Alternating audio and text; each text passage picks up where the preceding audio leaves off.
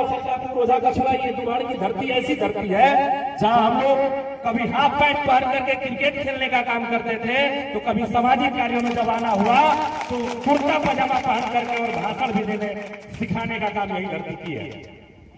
और इस धरती पे ये सच में पूरे भारत का मैं कहूं कि सबसे बेहतर आंदोलन है।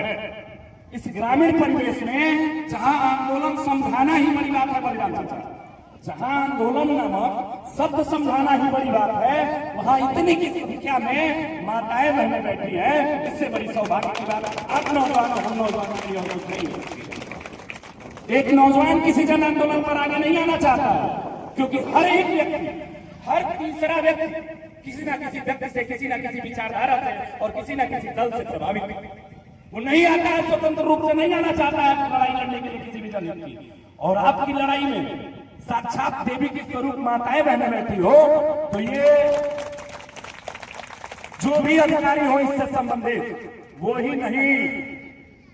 सही कहा संतोष चाचा ने कि अगर हुनर हो हिलाने की तो कुछ भी हिल सकता है। तो निश्चित रूप से यहाँ सत्ता शासन को भी अगर आवाज आप लोगों की नहीं कानों तक पहुंच रही है, जिनके अधीन है वो अधिकारी, जो आपकी मांग को नहीं मान रहे हैं, जिनके अधीन है वो उन लोगों तक भी नहीं पहुंच रही है।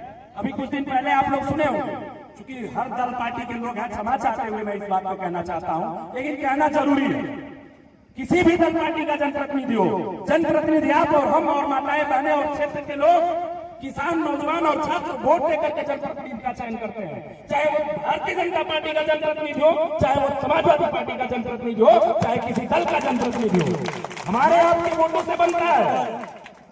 इसके लिए आयोग की हैसियत है कि हमारी और आपकी, अगर हमारा और आपका जनप्रतिनिधि सही है तो इनकी हैसियत नहीं है कि हमको और आपको भूखे आप धूप में टकराते हुए बैठना पड़ेगा। लेकिन कहीं ना कहीं खामियां हमारे सिस्टम में है, हो गया तो उस समय का भ्रष्ट सिस्टम को उखाड़ फेंकने का काम किया।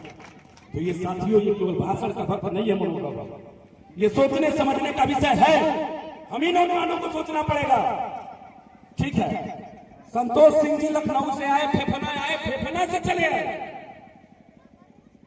दो ही चीजें हो सकती है, या तो हमारे जनप्रतिनिधि की सिस्टम इतना कमजोर है कि उनके तक सूचना नहीं जा पाया है, और नहीं तो दूसरी चीज ये हो सकती है कि हमारे जनप्रतिनिधि इसका समाधान करना नहीं चाहते हैं। बलियान चाचा, इसके अलावा तीसरा कुछ नहीं हो सकता है।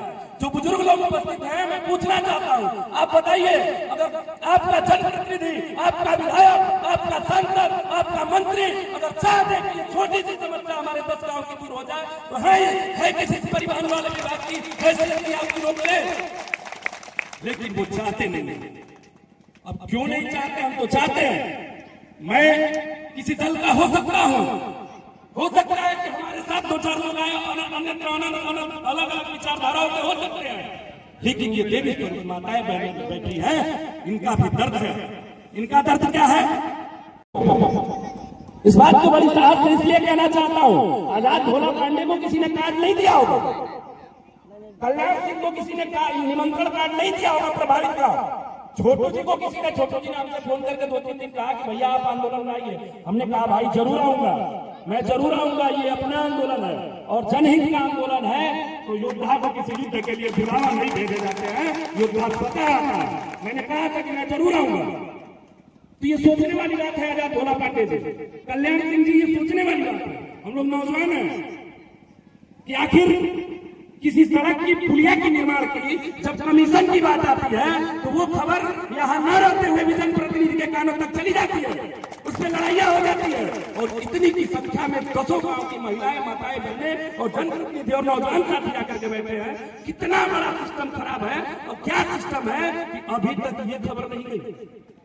यहाँ भूखे आजाद भोला पांडे का कल तबियत खराब हो गया था, सोचिए। लेकिन नौजवान साथियों, एक बात आपके बीच आया हो तो जरूर कहना चाहूंगा, क्या डिगना नहीं, ये मंगल पांडे की धरती है, चित्तू पांडे की धरती है, स्वर्गीय चंद्रशेखर जी की, जनेश्वर जी की धरती है। हम लोग कभी डिगने का काम नहीं किया है।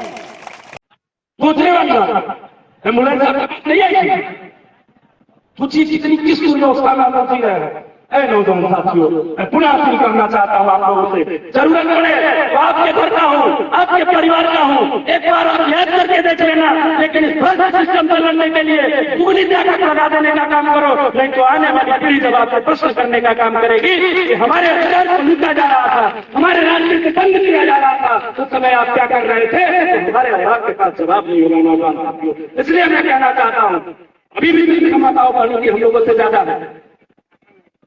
बाकी साथियों